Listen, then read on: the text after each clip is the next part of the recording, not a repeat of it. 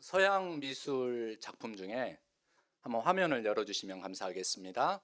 큰 거인이 아이를 메고 강을 건너는 그러한 그림이나 조각들이 종종 있는 것을 볼 수가 있습니다. 이 아이는 지구를 상징하는 커다란 둥근 것을 손에 들고 있습니다. 이 그림은 오래된 교회들, 유럽에 가면은 종종 이러한 벽화들이 있는 것을 볼 수가 있는데요.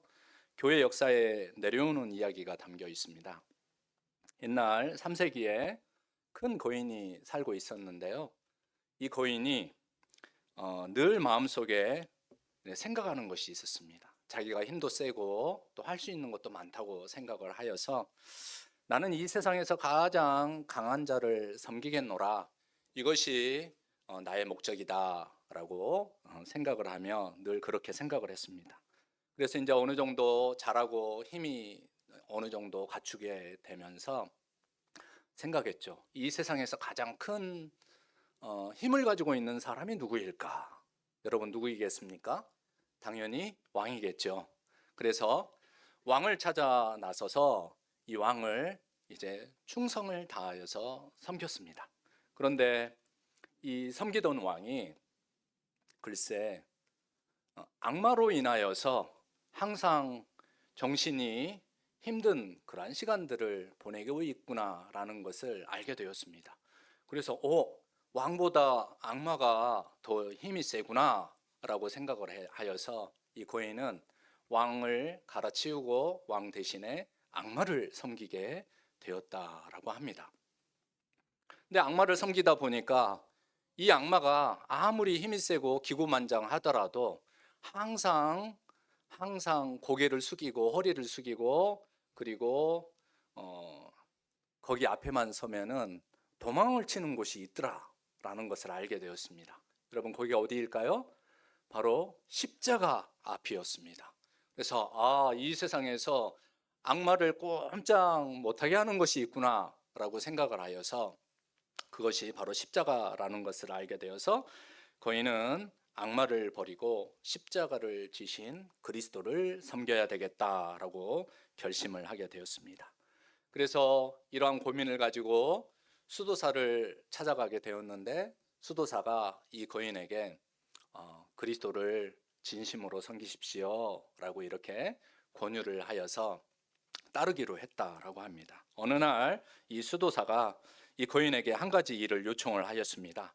여기 앞에 나아가면은 아주 센 물살이 있는 강이 있는데 이 강을 당신이 이 아이를 메고 건너가 주었으면 좋겠습니다 라고 이렇게 부탁을 했다라고 합니다. 거인은 그 일이 바로 그리스도를 섬기고 또 그리스도의 그런 명령을 따르는 일이다라고 순종을 하였습니다. 근데 어느 날 그 일을 시행을 하게 되었습니다. 어린 아이 한 명을 어깨에 태우고 강을 건너가게 되는 그러한 장면을 우리가 보게 되는데, 그런데 강을 건너가면서 아이가 얼마나 가볍습니까? 가벼운 이 아이가 점점 무게감이 느껴지더라라는 것입니다. 그래서 강 중간에 섰을 때 얼마나 이 아이가 무거운지 도저히 이 아이를 어깨에 메고 강을 건널 수 없게 되었습니다. 세상에 무서울 것이 하나도 없었던 이 거인의 마음에 두려움과 무서움이 파고들기 시작을 하였습니다. 그래서 이야기했습니다. 아이야, 네가 왜 이렇게도 무겁냐? 마치 내가 온 세상을 짊어진 것처럼 한 발자국도 뗄 수가 없구나. 거인의 어깨에 탄 아이가 이렇게 말을 했습니다. 두려워하지 말라. 너는 지금 온 세상을 메고 지금 이 강을 건너가고 있다. 이 세상뿐만 아니라 세상을 창조한 창조주, 그 하나님을 짊어지고 있구나. 내가 짊어지고 있는 어깨에 메고 있는 바로 그 아이가 바로 나 그리스도이다. 이렇게 말을 했다라고 합니다. 아이의 모습으로 나타난 그리스도께서는 이 거인에게 또 말을 이어갔습니다. 네가 이 강을 건너가거든 지팡이를 땅에 심거라. 내일 아침에 거기서 꽃이 피어날 것이다. 그것이 내가 그리스도라고 하는 증표다. 라고 하는 이야기가 내려온다라고 합니다. 여러분, 이 이야기에 나타난 거인은 이제 자동차 운전을 할 때나 여행을 떠날 때 이 여행자를 지켜주는 성인으로 모시는 크리스토퍼로스, 이제 뭐 크리스토퍼라고도 불리우는 성인의 이야기입니다. 헬라어로 크리스토포로스라고 하는 이 이름에는 크리스토, 여러분 아시죠? 그리스도. 근데 포로스는 페로 혹은 페로인이라고 하여서 짊어지고 짐을 옮겨가는 자, 운반하는 자라는, 운반하다라고 하는 이런 의미가 담겨 있습니다. 그래서 크리스토포로스라고 하는 이 말 속에는 그리스도를 모시고 가는 사람, 그리스도 운반자라고 하는 이러한 뜻이 담겨가 있습니다. 여러분, 성경 속에 우리가 성경에 등장하는 여러 인물들을 묵상을 해보면은 이 성인의 이름처럼 크리스토포로스, 그리스도 운반자들이 등장을 상당수 한다라는 것을 알 수가 있습니다. 오늘 본문에 나와 있는 마리아의 남편이자 예수님의 아버지가 되신 요셉, 이 사람도 그리스도 운반자 중에 대표되는 한 인물입니다. 그 밖에 신약과 구약의 그리스도의 말씀, 그리스도의 뜻, 그리스도의 마음, 그리고 그것이 가장 잘 드러난 성육신 사건에 하나님께로부터 쓰임을 받아서 크리스토포로스로서, 그리스도 운반자로서 활동을 했던 많은 사람들이 있습니다. 예수님이 오실 것이라고 예언을 했던 선지자들, 그리고 우리가 잘 아는 대로 가장 예수님의 오심에 큰 그러한 도구로 쓰였던 예수님의 어머니 마리아, 그리고 오늘 본문에 등장하는 요셉, 그리고 동방박사 세 사람들과 목동들과 제자들 모두가 다 그리스도 운반자들이었습니다. 그렇다면 많은 크리스토포로스가 모시고 오고 또 모시고 간 예수님, 그리고 대림절을 통하여 우리가 기다리는 예수님에 관하여 마태 공동체, 오늘 본문의 말씀에서 마태 신앙 공동체는 어떤 증언을 하였을까요? 첫 번째, 우리가 기다리고 계시는 예수님에 관하여 마태 신앙 공동체는 이러한 고백을 하였습니다. 첫 번째로, 그분은 세상의 방식으로 오셨던 분이 아니다. 하나님의 방식으로 이 세상 가운데 오셨다라고 오늘 본문의 말씀에서 우리에게 증언을 해주고 있습니다. 한 아이가 태어나려면 어떻게 해야 합니까? 남성과 여성이 관여해야 하지요. 하지만 본문 18절 말씀은 이렇게 기록이 되어 있습니다. 예수 그리스도의 나심은 이러하니라. 그의 어머니 마리아가 요셉과 약혼하고 동거하기 전에 성령으로 잉태된 것이 나타났더니. 마태복음에서 1차 독자인 마태복음이 처음으로 쓰여져서 처음으로 읽은 사람들이 있지 않겠습니까? 그 사람들이 1차 독자인데 그 사람들은 1세기에 살았던 사람들이었습니다.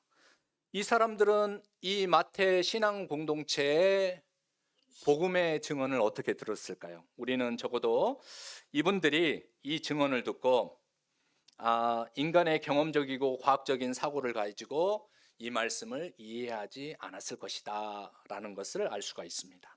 만약 여러분 그랬더라면 이 사건은 당대에, 오늘날뿐만 아니라 당대에 얼마나 엄청난 뜨거운 이슈가 되었겠습니까? 그리고 역사 기록에서도 불가사의한 이 사건으로 계속해서 논쟁이 되었을 것입니다.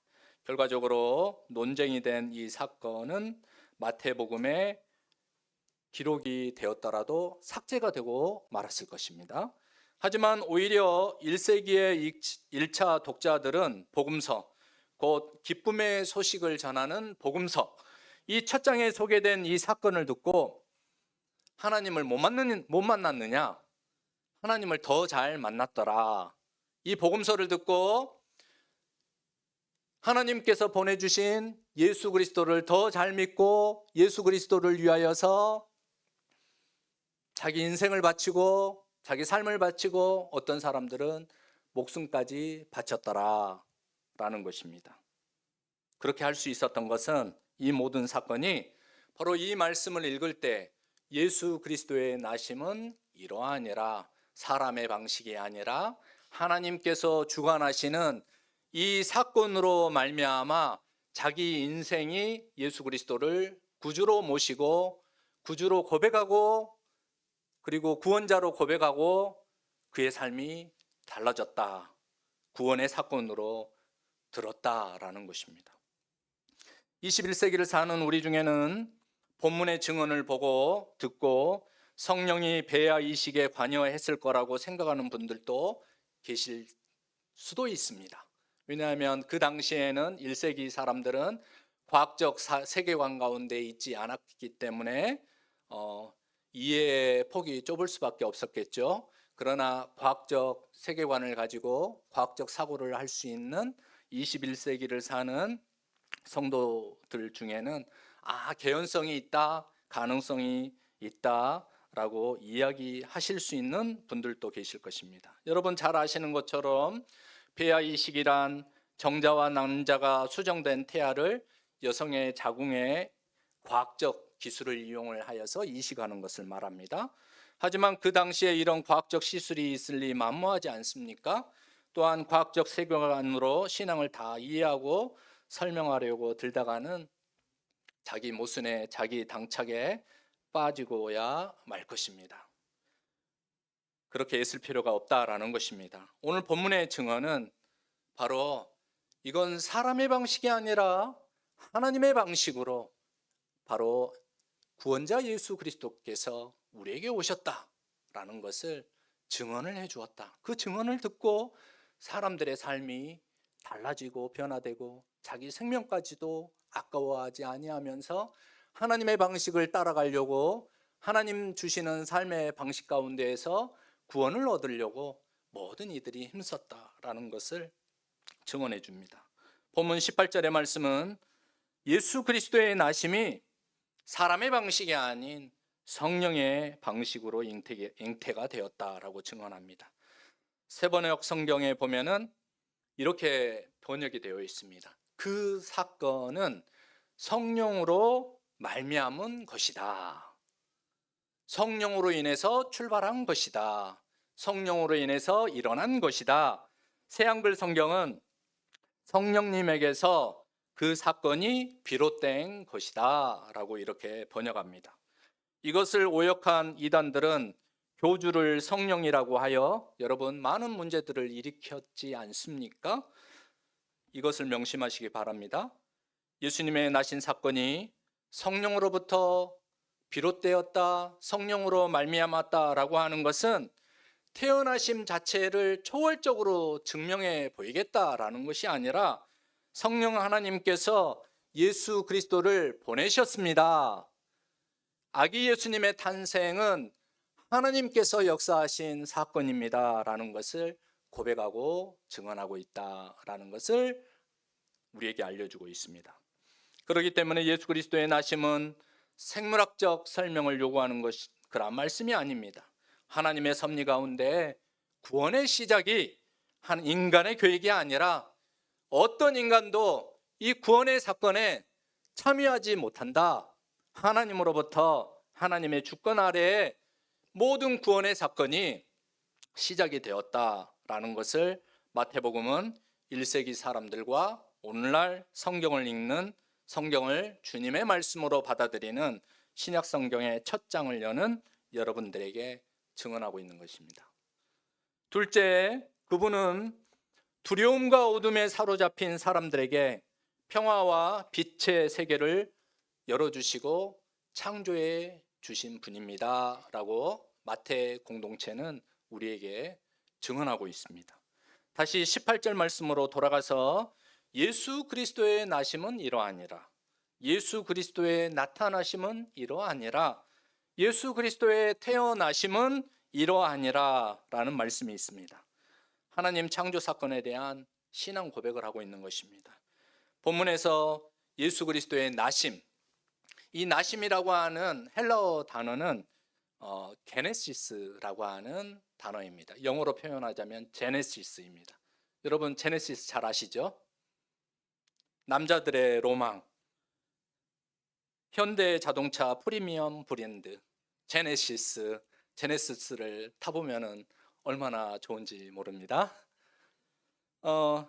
기원을 뜻하는 영어 단어 제네시스, 헬라어로 표현하자면 게네시스입니다. 그런데 예수 그리스도의 나심은, 예수 그리스도의 게네시스는 예수 그리스도의 제네시스, 예수 그리스도의 출현, 예수 그리스도의 기원, 성경에 이 단어를 쓰고 있는 것입니다. 기원, 시작, 근원, 때로는 족보를 뜻하는 용어가 게네시스입니다. 그런데 여러분 아시나요? 창세기의 창조가 바로 이 게네시스입니다. 신약에 가장 먼저 나와 있는 성경이 마태복음이죠. 구약에 가장 먼저 나와 있는 성경이 뭡니까? 창세기이죠. 그런데 헬라어로 창세기도 게네시스이고 그리고 마태복음도 게네시스입니다. 구약의 창세기가 바로 신약의 마태복음인 것입니다. 마태복음은 그것을 증언하고 있는 것입니다. 바울의 신앙 고백으로 말씀드리자면 첫째 아담을 창조하신 성령 하나님이 마지막 아담을 창조하셨던 사건이 바로 예수 그리스도의 나심이다 라고 마태는 맨 앞장에서 증언하고 있는 것입니다. 다 함께 고린도전서 15장 45절 말씀을 함께 읽어보시도록 하겠습니다. 기록된 바 첫사람 아담은 생명이 되었다 함과 같이 마지막 아담은 살려주는 영이 되었나니. 사도 바울은 이 창조 사건을 이렇게 고백을 하였습니다. 마지막 아담인 예수 그리스도는 생명을 주는 영적 존재이시다. 곧 하나님이 보내신 자로 우리에게 오셨습니다. 마태복음의 증언을 사도 바울은 이렇게 고백을 했던 것입니다. 창세기와 예수 그리스도가 나신 그 당시의 시대적 배경은 참으로 암담했습니다. 창세기가 우리가 존재하지 않았을 때 하나님께서 미리 써놓으신 것이 아닙니다.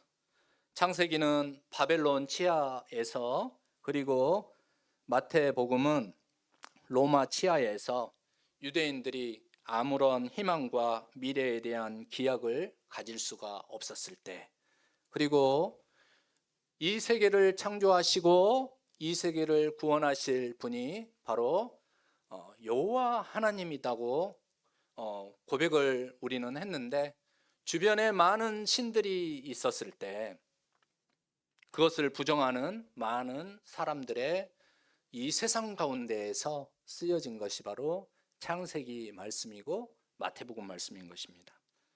그래서 예수 그리스도의 나심을 선지자 이사야로 하신 말씀을 이루려 하심이라고 이야기했던 것입니다. 마태 공동체는 이 예수 그리스도의 나심이 바로 선지자들이 이야기했던 하나님의 약속이 이루어진 사건이다라고 마태 신앙 공동체는 고백을 했던 것입니다. 그 고백이 바로 이사야 말씀을 가지고 온 말씀인데, 다 함께 23절의 말씀을 다시 읽어보시도록 하겠습니다. 보라, 처녀가 잉태하여 아들을 낳을 것이요 그의 이름은 임마누엘이라 하리라 하셨으니 이를 번역한즉 하나님이 우리와 함께 계시다 함이라. 이 말씀은 이사야 7장 14절에 있는 말씀입니다. 그대로 마태 신앙 공동체가 예수 그리스도의 나심을 증언할 때 선지자의 말씀을 가지고 와서 고백한 말씀입니다. 이 이사야 7장 14절의 말씀은 아수르의 위협에 떨던 유다 왕 아하스에게 하나님께서 주신 말씀입니다. 하나님은 이사야를 통하여 이 아수르 왕에게 너의 악한 꾀와 너의 약한 마음과 사람을 의지하려고 하는 모든 것들을 다 버리고 하나님을 신뢰하라. 하나님을 신뢰할 때 거기에 구원이 있다라고 하신 말씀 가운데 바로 이 임마누엘 이 말씀을 하신 것입니다. 이 내용을 보면 처녀가 잉태를 한다. 젊은 여자가 잉태를 한다라고 합니다. 여러분, 이것은 기적입니다. 그렇죠? 일어날 수 없는 기적입니다. 근데 이 일어날 수 없는 일이 일어난다면 기적이라고 하겠죠? 그렇죠? 이 기적처럼 하나님이 아수르로부터 너와 유다를 지키고 구원할 것이다. 이 말씀을 하고 계시는 것입니다. 그 믿음의 근거가 무엇냐? 바로 두려움과 절망 속에서도 하나님이 너희와 함께 하신다. 우리와 함께 하신다. 이 임마누엘의 약속을 믿고 하나님을 의지하고 신뢰하라. 이 말씀으로 하신 것입니다. 바벨론으로 끌려가 하나님을 불러야 했던 이스라엘 백성들의 삶에서 아수르의 침공 앞에서 무기력한 유다 왕 아하스 왕을 바라보아야 했던 이스라엘 백성들의 삶에서, 그리고 로마의 지배 아래에서 폭력과 어두움의 삶을 살아야만 했던 이스라엘 사람들의 삶에서 예수 그리스도의 나심은 하나님의 구원 약속이다 라고 마태 신앙 공동체 그리고 마태 사도는 고백하고 증언하고 있는 것입니다. 그러므로 하나님이 우리와 함께 계신다는 임마누엘의 약속은 단순한 위로의 말씀, 립 서비스가 아닙니다. 구체적인 구원의 행동과 역사로 이렇게 우리 가운데 아기 예수님으로 오신 것입니다. 바로 그 지점에서 마태는 예수님의 이름을 설명하는데 이것이 셋째 증언입니다. 그분은 인간의 다양한 죄들로부터 그의 백성을 구원해 주시기 위해 오셨다. 마태 사도는 예수님을 구원자로 고백하고 증언하고 있는 것입니다. 무기력한 이름이 아니라는 것입니다. 인간의 다양한 죄들로부터 그의 백성을 구원하러 오신 분이 바로 예수 그리스도이시다 라고 고백하고 있는 것입니다. 다 함께 21절 말씀을 함께 읽으시겠습니다. 아들을 낳으리니 이름을 예수라 하라. 이는 그가 자기 백성을 그들의 죄에서 구원할 자이심이라 하니라.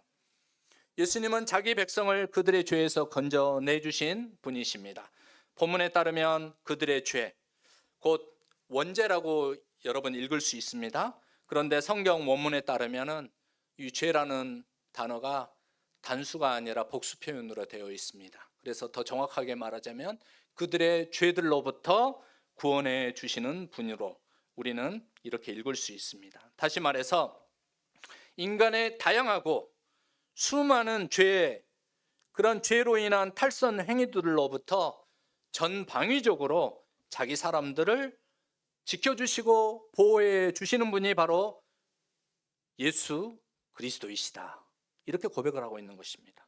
여러분, 예수님을 십자가의 희생물 삼아 자기 죄값을 지불해 주신 분으로만 모신다면 여러분이 예수님에게 빚을 지셨으므로 대갚아야 할 채무의 짐을 져야 할 것입니다.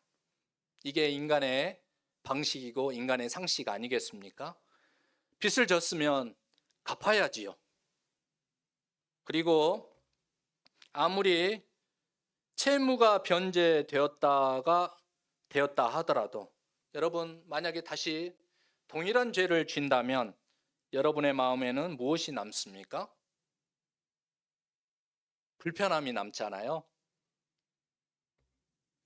예수님은 죄의 값을 대신 지불하신 분이신 동시에 우리를 죄의 수렁에서 끌어올려 주셨습니다.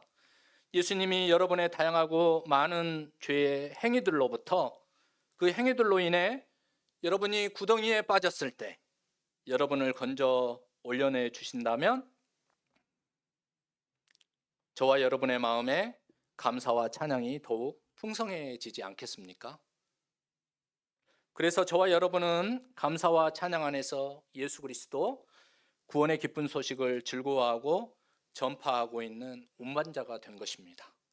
감사하기 때문에, 찬양하기 때문에. 사도신경 신앙고백 안에 있는 문구처럼 성령으로 잉태되어 동정녀 마리아에게서 나셔서 자기 백성을 그들의 죄들로부터 구원하여 주신 메시아, 곧 그리스도를 운반하는 사람들이 성도, 곧 하나님께로부터 이 세상 가운데에서 중심으로 부르심을 받은, 불러내심을 받은 바로 성도요 교회인 것입니다.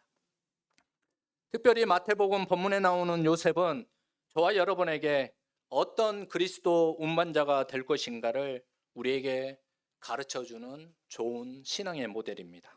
여러분, 요셉을 생각해 보십시오. 청천벽력과 같은 파혼 사건이 벌어졌습니다. 혼인을 약속하고 같이 살기 전에 글쎄 그의 아내가 될 마리아가 임신을 한 것입니다. 이해할 수 없는, 용납할 수 없는 일이 벌어졌습니다. 율법을 따르자면 조용한 파혼이란 있을 수 없는 일입니다. 혼의 임신을 한 여인은 돌로 쳐 죽이게 되어 있는 것이 바로 율법의 조항입니다. 하지만 보십시오. 요셉은 본문에서 맹목적으로 율법을 따르지 않았습니다. 19절 말씀을 들어보시기 바랍니다. 그의 남편 요셉은 의로운 사람이라 그를 드러내지 아니하고 가만히 끊고자 하여. 당황스러운 상황인데도 요셉은 마리아 일로 인해 부끄러움을 주지 않으려고, 마리아를 망신 주지 않으려고 노력했습니다. 이것이 요셉의 올바름에 대한 잣대였습니다. 그래서 사도 마태는 이 요셉을 의로운 사람이다 라고 했습니다. 하나님은 이러한 요셉의 성품을 그리스도 운반자의 제격으로 보았던 것입니다. 그리스도 운반자가 이러한 성품 가운데에서 그리스도를 운반해야 한다라는 좋은 모델로 우리에게 소개시켜 주고 있는 것입니다. 또 다른 그리스도 운반자인 주의 사자가 등장을 합니다. 주의 사자는 요셉에게 두 가지 요청을 하였습니다. 자기 기준을 내려놓고 마리아를 아내로 맞이할 것, 그리고 두 번째, 아들을 낳게 되면 그 아이의 이름을 예수라고 정할 것. 요셉은 어떻게 하였습니까? 24절에서 요셉은 주의 사자의 분부대로 행하여 주의 천사가 일러준 대로, 주의 사자가 말한 대로, 주의 사자가 지시한 대로 그 일을 실행한 것을 우리는 오늘 본문 말씀을 통해서 보고 들을 수가 있습니다. 여러분, 요셉의 내적 갈등을 생각해 보았습니다. 두려움과 부담감을 생각해 보았습니다. 참으로 어려운 결정을 받아들여야만 했습니다. 하지만 요셉이 그 말씀을 받아들이고 자기 기준을 내려놓고 실행할 수 있었던 이유는 요셉의 고민과 혼란 속에서 힘들어할 때 꿈으로 그에게 찾아오셨던 하나님의 사자가 요셉에게 하나님께서 이 혼돈과 두려움과 혼란과 막막함 가운데에서 하나님께서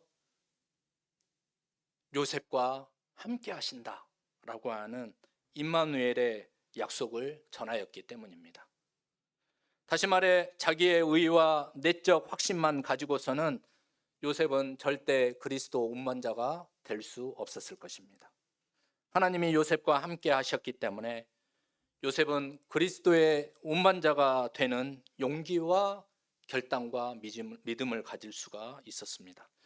만약 요셉을 빼고 그리스도 오심을 묵상한다면 아주 중요한 그리스도 운반자 모습을 발견하지 못한 아쉬움을 갖게 될 것입니다.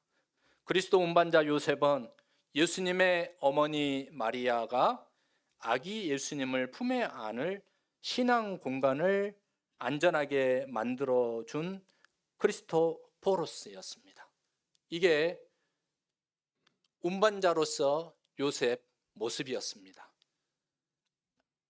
마리아가 아기 예수님을 품을 수 있는 따뜻하고 안전하고 또 계속 품어갈 수 있는 신앙 공간을 만들어낸 사람이 크리스토포로스 요셉이었다라는 것이죠.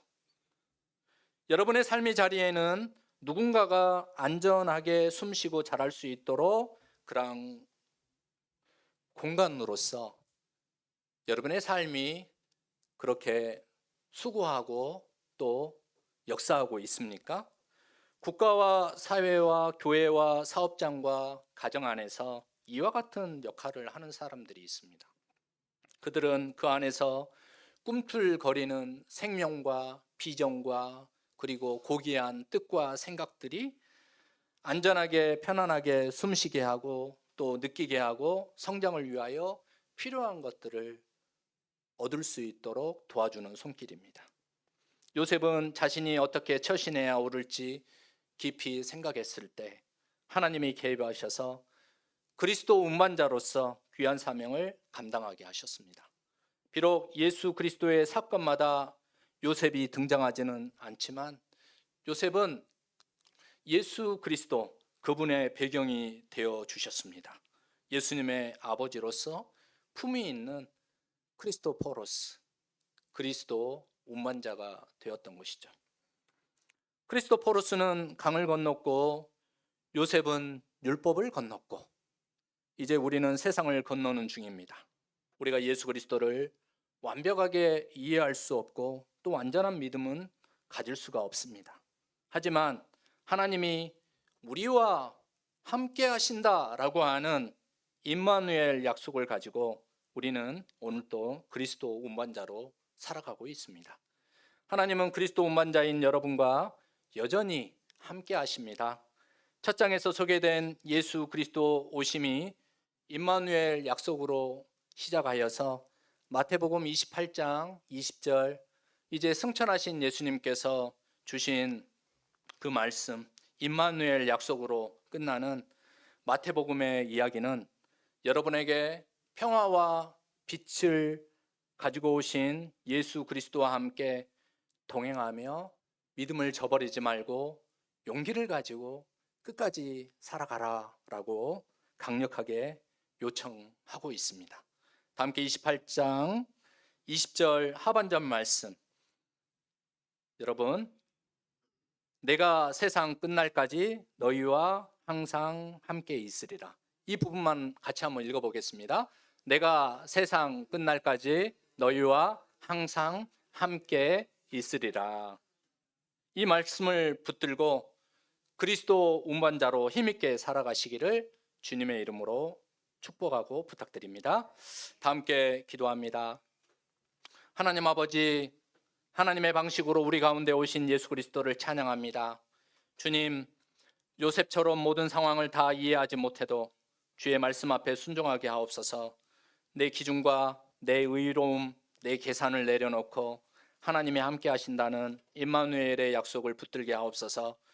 우리의 삶의 자리에서 연약한 생명이 숨 쉴 수 있는 공간이 되게 하시고 상처 입은 사람들이 안식을 얻을 수 있는 통로가 되게 하옵소서. 말과 행동과 선택 속에서 예수 그리스도의 향기가 전해지게 하옵소서. 주님, 우리는 완전한 믿음을 가진 사람들이 아니라 은혜로 붙들린 그리스도 운반자임을 고백합니다. 오늘 또 세상을 건너며 살아가는 우리의 발걸음 위에 주께서 끝까지 함께하여 주옵소서. 예수 그리스도의 이름으로 기도드립니다. 아멘. 다 함께 찬송가 122장으로 하나님께 찬양 드립니다.